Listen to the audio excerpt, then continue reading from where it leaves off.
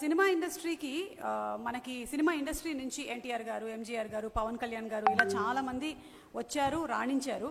ఇక ఫ్యూచర్లో ఫలానా వాళ్ళు వస్తే రాణించేటువంటి అవకాశం ఉంది, ఇలాంటి సర్వేలు కూడా ఏమైనా కండక్ట్ చేస్తారా? షూర్ అండి. అంటే మీకు తర్వాత ఇన్ డీటెయిల్ ఎక్స్ప్లెయిన్ చేస్తాను. మీరు అడిగారు కాబట్టి ఈ పాయింట్ మధ్యలో ఇంక్లూడ్ చేస్తున్నాను. ఇప్పుడు లేటెస్ట్గా మేము చేసిన కన్సల్టేషన్ సర్వేలో మీరు అడుగుతున్నారు కాబట్టి ఎవరైతే కూటమి తరపున నాయకుడు బాగుంటారు అని అడుగారు అనుకోండి. దాంట్లో సిబిఎన్ గారు ఉంటారు, పవన్ కళ్యాణ్ గారు ఉంటారు, లోకేష్ గారు ఉంటారు, పురంధేశ్వరి గారు ఉంటారు, అందరూ ఉన్నారు. బట్ అనూహ్యంగా జూనియర్ ఎన్టీఆర్ గారికి 7% కూటమి తరపు నుంచి ఈయన నాయకుడు అయితే బాగుంటుందని 7% వచ్చారు ఆన్ యావరేజ్గా. ఓన్లీ కూటమి. వైఎస్ఆర్సీపీ తరపు నుంచి 11% వచ్చింది. అన్ని ఏజ్ గ్రూపుల నుంచి 11% వచ్చింది. అసలు జూనియర్ ఎన్టీఆర్ గారు ఈ మధ్య ప్రెస్ మీట్ కానీ మాట్లాడింది కానీ మీడియా కానీ పొలిటికల్ పార్టీ అసోసియేషన్ దగ్గర ఏదైనా రావడం కానీ లేదు. So any person, any section of పీపుల్కి వీల్ ట్రై టు దాంట్లో బిల్డ్ చేయడానికి ట్రై చేస్తుంటామండి. ఓకే. సో సరే, ఈ ఓటక్కు ఉన్న వాళ్ళనే సర్వే చేస్తారా, లేదంటే మీరు ఈ ఓటక్కు లేని వాళ్ళు కూడా చాలా మంది ఫ్యాన్స్ ఉంటారు, ఇప్పుడు పవర్ స్టార్ కావచ్చు, సినిమా వాళ్ళకి కావచ్చు, ఇప్పుడు మీరు ఎన్టీఆర్ కూడా చెప్పారు, అది ఏ ప్రాతిపదికన చెప్తున్నారు? లేదంటే ఓటక్కు ఉన్న వాళ్ళనే సర్వే చేస్తారా? ఏజ్ రేషియోలో చేస్తారా? ఏజ్ రేషియో ఉంటుంది sir, depends upon age, mostly age ratio. ఒక నియోజకవర్గానికి ఎంతమందిని చేస్తారు? 2.5 లక్షల మంది అనుకోండి సార్. ఇక్కడ 2 ఆస్పెక్ట్స్ సార్. మీకు డే 1 చాలా ఇంటర్వ్యూలో చెప్పినాను. ఇప్పుడు ఒక 1200 నుంచి 1300 వరకు ఫీల్డ్ సర్వే ఉంటుంది. అంటే నేను మిమ్మల్ని అడిగాను, మిమ్మల్ని ఒక శాంపుల్లో తీసుకుంటాం, ఇది 1300 తీసుకున్నాం అనుకోండి. ఇలా కాకుండా ఒక 200 శాంపుల్స్ వరకు ఉంటాయి. ఆ 200 శాంపుల్ నేను చెప్తాను స్టోరీ, దాని వెయిటేజ్ మీరు చెప్పండి. నేను అంటే ఇప్పుడు మీరు వచ్చిన లీడ్స్ ఆ మండలానికి వెళ్ళి ఒక వ్యక్తిని కలిశారు.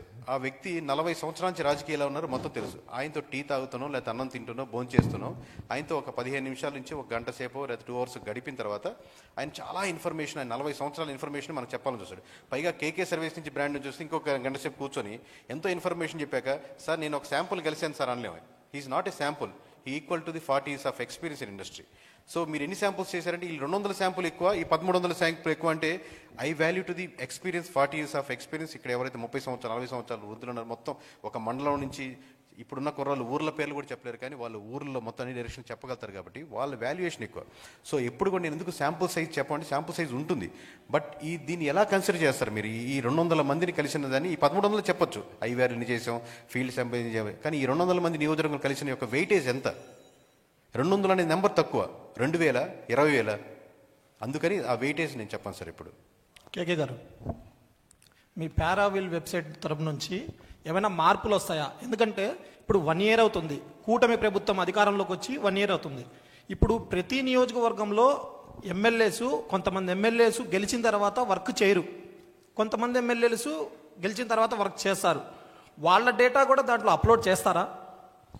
వాళ్ళు గెలిచారా, వాళ్ళు ఓడారా, అది కాదండి, వాళ్ళకి వర్క్ చేశారా లేదా అంటే ఇప్పుడు మీరు అసలు నేను చెప్తున్నాను సార్. నియోజకవర్గ సెంట్రిక్గా తీసుకున్నప్పుడు అతను వైఎస్ఆర్సీపీ ఎమ్మెల్యేనా, టీడీపీ ఎమ్మెల్యేనా, మీకు నన్ను దాదాపుగా మీడియా వాళ్ళే నేను ఈ పొజిషన్లో ఉన్నాను. దాదాపుగా 10 సంవత్సరాల నుంచి నన్ను మీరు అబ్జర్వ్ చేస్తున్నారు. నాకు ఏ పార్టీనో లేకపోతే టీడీపీయా, వైసీపీయా, జనసేన లేకపోతే ఇంకోటి సంబంధం లేదు. ఆ నియోజకవర్గం ప్రజలు, ఆ మండలం ప్రజలు మళ్ళీ అతను గెలిపిద్దాం అనుకుంటున్నారు. ఆ ప్రశ్నకి లేదు, మేము ముక్త కంఠంతో అతనైతే మేము ఈసారి ఓటేయము అంటే అదే రిపోర్ట్లో ఉంటుంది.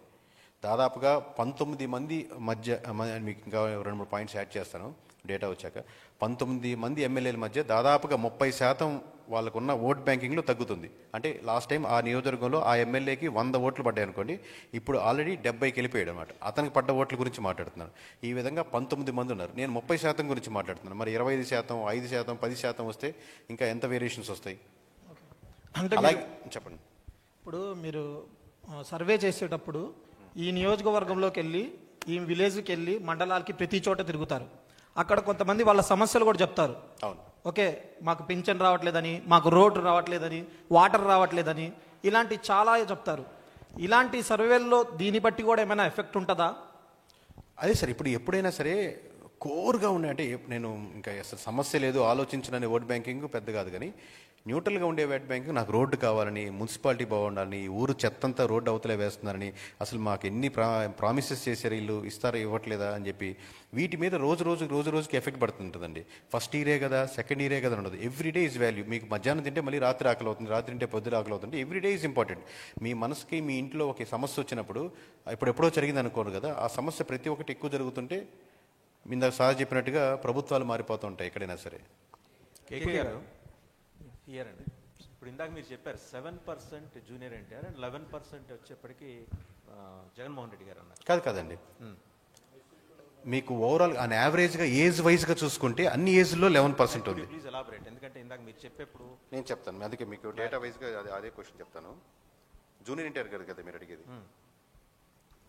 ఏజ్ వైజ్గా చూసుకుంటే అండి, అంటే 18 నుంచి 25 సంవత్సరాలు, 26 నుంచి 40 సంవత్సరాలు, 41 నుంచి 60 ప్లస్లో ప్రతి ఏజ్ గ్రూప్గా డివైడ్ చేసుకుంటే ప్రతి దగ్గర 11.73, 11.78, 11.89, 11.49 అలా యావరేజ్గా కన్సిస్టెంట్గా ఉంది. అలా కాకుండా కూటమి వరకే తీసుకున్నాం అనుకోండి, కూటమికి ఓట్లు వేసిన లాస్ట్ టైం కూటమి ఓట్లు వేసిన వాళ్ళు కూటమి తరపున నాయకుడు ఎవరు కావాలి అని కోరుకుంటున్న దానికి 7.72% మంది జూనియర్ ఎన్టీఆర్ కావాలని కోరుకుంటున్నారు. అదే పవన్ కళ్యాణ్ గారిని అంటే కూటమి తరపున ఓట్లు వేసిన వాళ్ళలో పవన్ కళ్యాణ్ గారిని 39.53% వచ్చింది, నారా లోకేష్ గారికి 47.55% వచ్చింది. బట్ వైఎస్ఆర్సీపీకి వచ్చేసరికి అంటే కూటమి తరపున లీడర్ ఎవరు ఉండాలని కోరుకుంటున్నారు అని వైఎస్ఆర్సీపీ వాళ్ళని అడిగితే వాళ్ళలో 33% నారా లోకేష్ గారికి వచ్చింది, 37% పవన్ కళ్యాణ్ గారికి వచ్చింది. ఇక్కడ జాగ్రత్తగా నోట్ చేసుకుని ఉండండి, 21.53 దిస్ ఇస్ ద హైయెస్ట్ అండి. వైఎస్ఆర్సీపీ వాళ్ళు కూటమి తరపున ఎవరు లీడర్ ఉన్న దాంట్లో 21% జూనియర్ ఎన్టీఆర్ గారికి వచ్చింది. సో నేను ఎలాగ స్టార్ట్ చేశాను కాబట్టి 2-3 పాయింట్లు నేను మీకు ఇంక్లూడ్ చేస్తానండి. అంటే లిక్కర్ పాలసీ మీద ఒక క్వశ్చన్, అంటే జస్ట్ చాలా అంశాలు ఉన్నాయి, జస్ట్ మీకు రిఫరెన్స్గా 2-3 పాయింట్లు చెప్తానండి. లిక్కర్ పాలసీ మీద లాస్ట్ టైం వైఎస్ఆర్సీపీది బాగుందా కూటమిది బాగుందా అన్న ప్రశ్నకి కూటమిది బాగుంది ఖచ్చితంగా అనుకునే వాళ్ళు 57.49% ఉన్నారండి. అదే వైఎస్ఆర్సీపీ నుంచి అపోజ్ చేసేవాళ్ళు 42.90, వైఎస్ఆర్సీపీ నుంచి స్ట్రాంగ్లీ అపోజ్ చేసేవాళ్ళు, సంవాట్ అపోజ్ చేసేవాళ్ళు అంటే వైఎస్ఆర్సీపీ తరపు నుంచి వీళ్ళు 42.90 ఉన్నారు. ఇక్కడ లిక్కర్లో 2 రకాలు ఉన్నాయండి. లిక్కర్ పాలసీని సపోర్ట్ చేసే వాళ్ళు ఎక్కువ ఉన్నారు. పాలసీ సపోర్ట్ చేశాక లిక్కర్ షాప్స్ వచ్చాక ఎంటైర్ ఆంధ్రప్రదేశ్లో లిక్కర్ షాప్స్ నడుపుతున్న మీరు ఎవరితో అయినా మాట్లాడుతుంది, they are not at all satisfied. Entire liquor shops నడిపేవాళ్ళు, at the same time liquor shops ముందుగా నడుస్తున్న వాళ్ళు బెల్ట్ షాప్స్గా ఊళ్ళో నడుస్తున్నారు. ఎందుకంటే ఒక షాప్ నుంచి 3 షాప్స్గా ఉన్నప్పుడు ప్రజలు ఆల్సో నాట్ సాటిస్ఫైడ్ బికాస్ ఎక్కువ షాప్స్ పెరిగినాయి, ఎక్కువ బెల్ట్ షాప్స్ పెరిగినాయి. మీరు కాంట్రాడిక్టరీ పాయింట్ చూడండి. ఇక్కడ మీకు లిక్కర్ పాలసీ మీద వచ్చినప్పుడు కూటమి has got more percentage, but liquor shops వచ్చాక people are becoming negative on that process. So Jagan గారు అసెంబ్లీకి వెళ్ళాలా వద్దా అన్న ప్రశ్నకి కూటమి నుంచి 63.67% ఖచ్చితంగా వెళ్ళాలి అన్న వాళ్ళు ఉన్నారండి కూటమి తరపు నుంచి. అలాగే వైఎస్ఆర్సీపీ నుంచి 65.84%, 65.84% పీపుల్ ఆర్ జగన్మోహన్ రెడ్డి గారు ఖచ్చితంగా అసెంబ్లీకి వెళ్ళాలి అని కోరుకునే వాళ్ళు 66% వరకు ఉన్నారండి.